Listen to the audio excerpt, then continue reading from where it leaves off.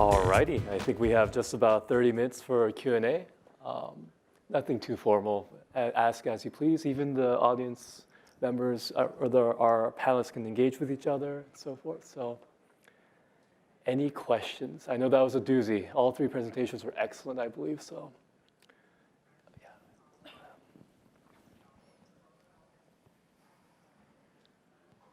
Those were three awesome talks. Thank you all. I had a question for Carla especially. So you mentioned, I think you wanted to focus on like a contract law as one basis for thinking about governance in cryptocurrencies, but then also had external governance.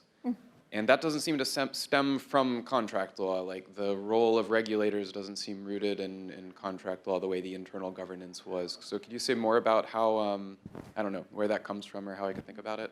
Yes, there's mostly a recognition that even contracts, like day-to-day contracts that for consumers with retailers don't exist in a vacuum, and there's laws that apply, right? And those laws shape both the content and even the construction, right? The actual order and sometimes the font that certain pieces of the contract are in. And it's the same thing in corporate governance, and it could be and likely will be the same thing in blockchain governance. Even if you use contract, you have to be cognizant of the other laws that apply. That's all that that's about.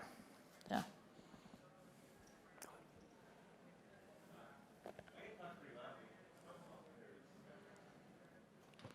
Hi, thank you all for your talks. I am one of the gatekeepers from Carla's slide. I work for the auditors who audit foundation smart contracts, not code auditors, financial auditors. Yeah. And we often have to prove to our auditors that the governance in the smart contract actually works as intended.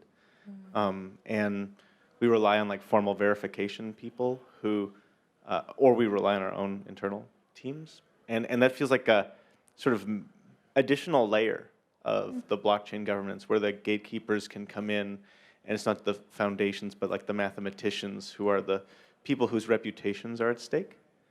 And in thinking about that, and also the governance questions about the smart contracts, like those don't work sometimes. Like we say the code works and it doesn't, and so in surprisingly interesting ways, right? So I was just thinking about how you would want to put or mix, this is for Carla, I guess, mix those two slides where you had the blockchain governance, which doesn't live in a vacuum, it lives with real gatekeepers in the real world. I'm not sure I understand the question. How would I mix which two slides? Oh, so you had two slides where it's like this plus this equals that, and that's a metaphor for this plus this equals that. Yeah. But even I would imagine in blockchain governance, you could add a third plus, which would be the people who check the founder's work and stake their reputation. The gatekeepers of the gatekeepers. Like there's gatekeepers all the way down. And I think you just said how I would mix it. I just add another plus. You know, it's an excellent suggestion. Okay. Yeah, and I think the suggestion fits right into the paradigm. Like, I don't think I have to come up with, I think you did it for me. Thank you for that. Oh, my pleasure. The paper is still a draft, and I suspect that goes in there. But yeah, no, that's great. Yeah, if I could jump in, and this is a great example about how this is not a binary that either, and it sort of relates to the first question as well. It's too easy to think about, well, there's the world of coders doing code on their own with no legal constraints, and there's the world of law and legislators commanding things. If you look at what happens in practice, we see the emergence of these facilitative institutions. So auditing is one thing that has sprung up and then been incorporated into legal regimes. But it's a way of facilitating, for example, in corporate governance, how do you know that what companies are reporting is accurate? Similarly, the role of ratings agencies with regard to financial instruments, which are problematic, as we saw during the financial crisis. But after that happened, did they go away? No, because the financial institutions themselves don't know what's in some of these instruments that they're creating, or they can't convince the buyers that they have the risk profile that they state. So there's value in having third parties add to the understanding. So I think we're seeing this already springing up in the blockchain space. and that's a healthy thing, and that's another piece of the conversation. Law can either require that, it can create some protection or safe harbor if you're using some third party to validate, and a whole set of other ways that there can be different kinds of mandatory and voluntary interactions between the technological system, the legal rules, and these various kinds of third parties. Yeah, there's a paper out by Kevin's colleague, David Hoffman, in the California Law Review, where they actually reviewed the top 50, I think measured by size, ICOs, and they compared the promises made in the white paper versus promises actually delivered. And you're laughing because all of us were in shock as he shared with us that 80% of promises made were broken. It's very good, one might say, yes. So I think they're laughing because they just take for granted that the smart contracts were not actually representative of the commitments. That's what in fact it showed. One suggestion I would have for all of our speakers, this is a cool idea, I think. The DAOs, that ecosystem, it's very much in progress. You could say that, let's say the Bitcoin, Ethereum, like their ecosystems are more or less, they're functioning, right? But I think there are a lot of Telegram rooms wherein you could probably get a lot of empirical data. You could bounce off your ideas and hear feedback. And for example, Genesis DAO is kind of a favorite of the Stanford Codex blockchain group. And they have a very, very active Telegram group where it's literally governance kind of in the making. So it'd be great if you could walk in and just spread some of your ideas or hear feedback. Hi, I'm the lawyer. I'm here to help. Yeah. No, but really, though, I am trying to help. But yeah. Right.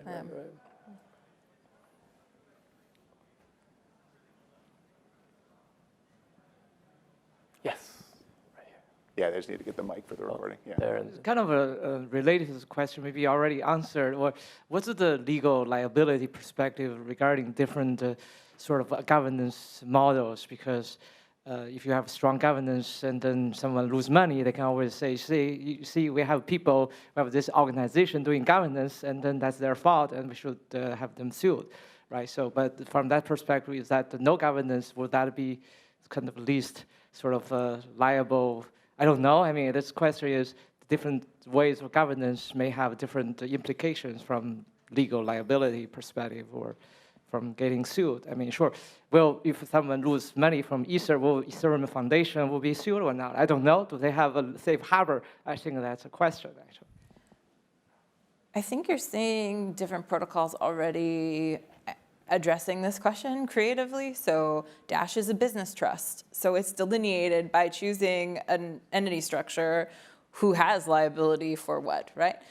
They've actively limited their liability that way. And DORG became the first Vermont-based LLC, right? Similarly, choosing a limited liability structure. Personally, I favor the business trust model. There's a paper, If Rockefeller Were a Coder, that explains why. So the Dash model makes me very happy, except that it's not in the United States. But yeah, I mean, I think it's a good question, and I think it's a question people are asking and answering.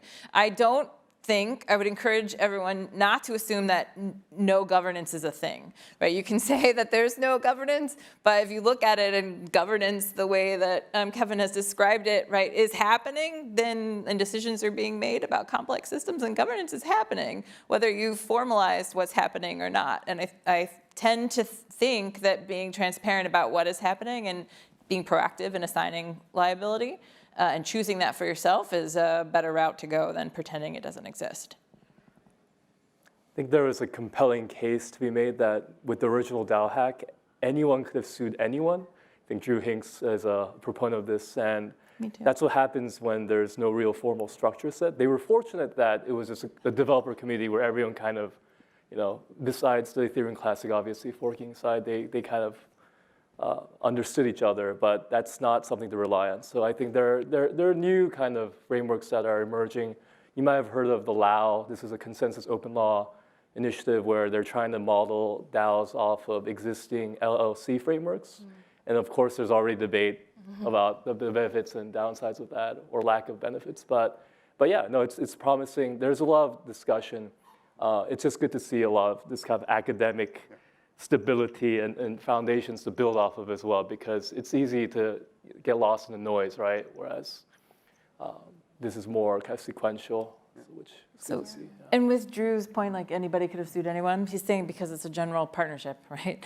And it's worth noting that both the SEC and FinCEN have described the DAO as an unincorporated organization, namely a general partnership, right? So it's not just something academics or practitioners are throwing around, but the regulators themselves have made that comment as a point. Right. Although, I mean, that these frameworks, these legal structures give us a starting point. Right. But then if you contributed some code to some entity that is registered as a business trust or an LLC, that doesn't necessarily guarantee that you have no legal liability. Again, it's the starting point of the inquiry. Yeah, and it's connected. There was, the other thing I would say, by the way, there was actually a lawsuit where someone lost money in a scammy ICO and filed suit against Satoshi Nakamoto.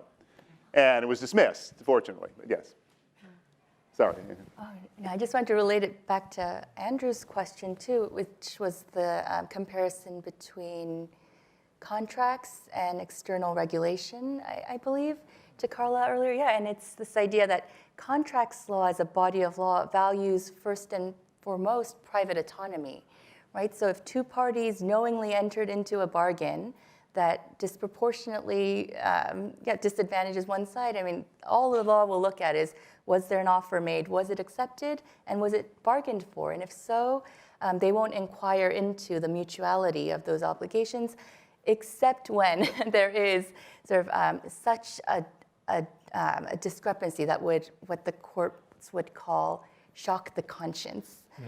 And I think that's where, this line, I guess, I don't know if Wasim is here, the line between objectivity and subjectivity really comes to bear, and as each of our measures of what is shocking is different. But yeah, I think the question of liability too, right, whether it sits within the frame of contracts versus external regulation will very much dictate the outcome. Yeah. Hi, my name is Navroop, and I'm an economist here at the Media Lab with the Connection Science Group.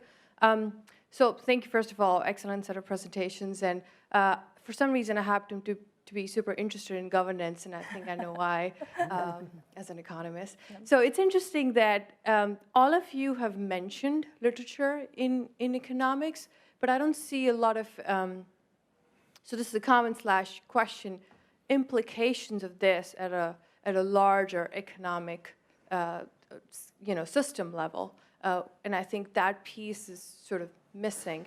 Because if you really look at organizations, you sort of see legal as a cost. And their actions, their incentives are driven to reduce those legal costs as low as, and as much as possible and keep them as low as possible. So, I liked everything that I heard. I do think it's marginal innovation, and I thought about what would be disruptive innovation. And I think getting to a system or a stage where law can be implicit rather than explicit in whatever we build would be disruptive innovation, where you don't have to go get 6 lawyers if you're starting a company, which I did last month.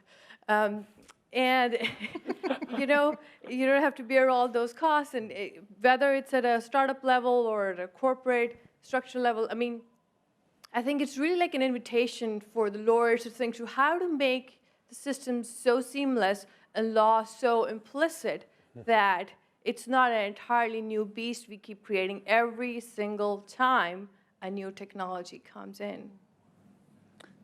Yeah, I don't think there's anything any of us said that's inconsistent with that.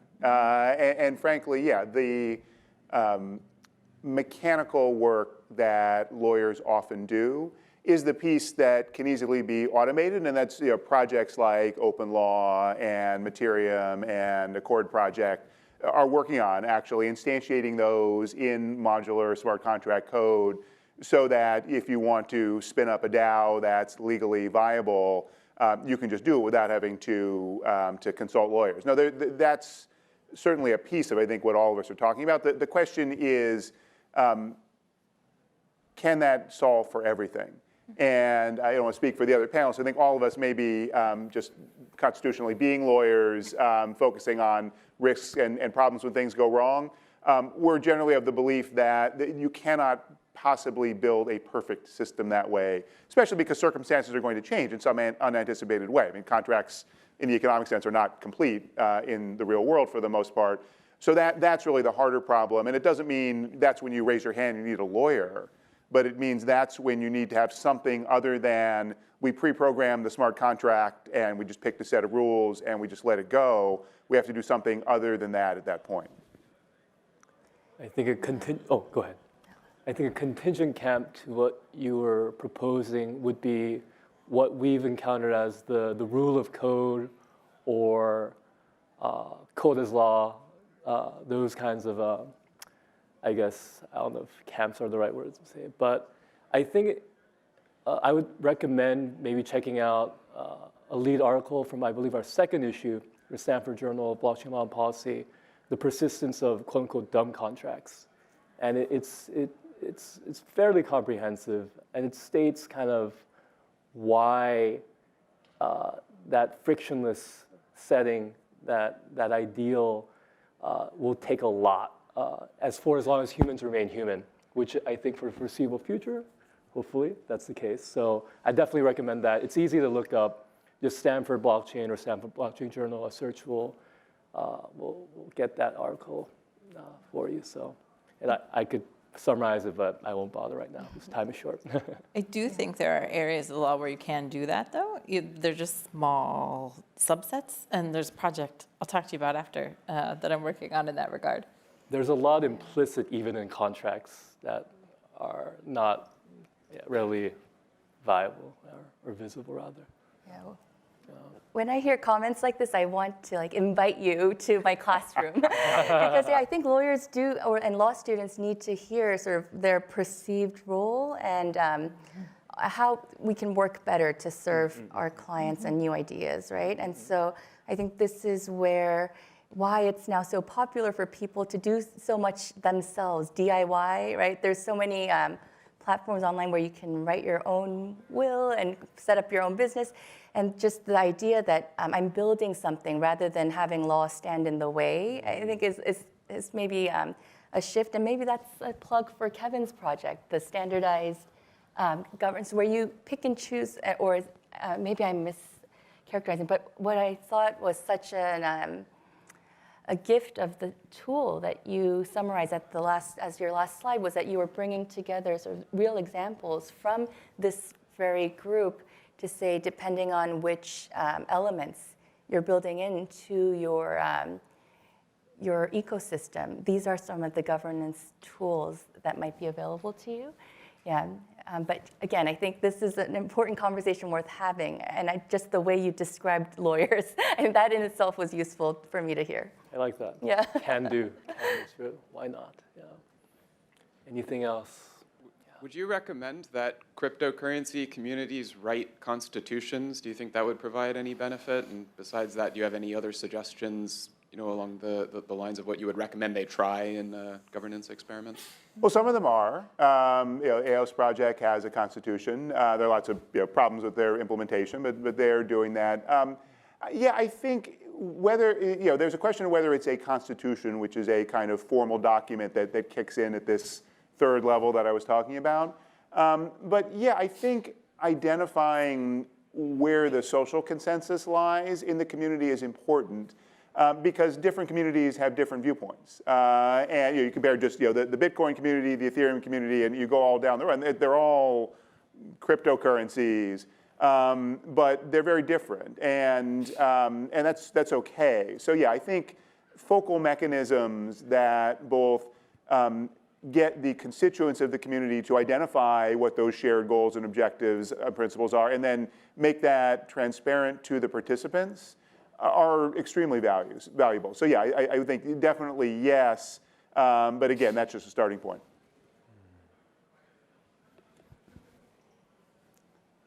Go ahead. Oh, He's coming around with the Let's mic. wait a bit. Yep. I can't see that far back. So maybe to follow up on your question, wouldn't you say that the protocol per se is a constitutional foundation of a blockchain network? I would say no. I mean, it's constitutive of the blockchain, but be a so that yes, the protocol can reflect a constitutional design. The question though is how expansive is the protocol? So if the protocol essentially is just a set of rules around consensus, then that leaves a huge amount of white space. And again, that's not necessarily a wrong answer. So what was Satoshi's view about what the appropriate Bitcoin block size should be? The protocol doesn't say. And there are people in the Bitcoin community who think, well, that's a good thing that they have fought about that, and you get the forks and so forth. And basically, Bitcoin still is where it started. But there's a lot of overhead in that process. And if the goal, for example, was to create a more efficient and quickly scalable payment system, then maybe that wouldn't be the right answer. So yes, if there is a shared set of constitutional norms, the protocol instantiates it. Yes. But just having a protocol is not the same as having a constitution. This is fascinating because you could almost have an originalist versus living constitution kind of approach to this, because I'm sure that there are two sides, and a lot could be done for either camp. You could make an argument that Bitcoin Maximus, for example, I think a lot of this post-Bitcoin coin activity is a lot of nonsense, deviation perhaps, but it's not that simple, I think. And we're basically out of time. Anything else? Anything else? All right. Thank you so much, guys. That was an awesome talk. Thanks to the audience as well.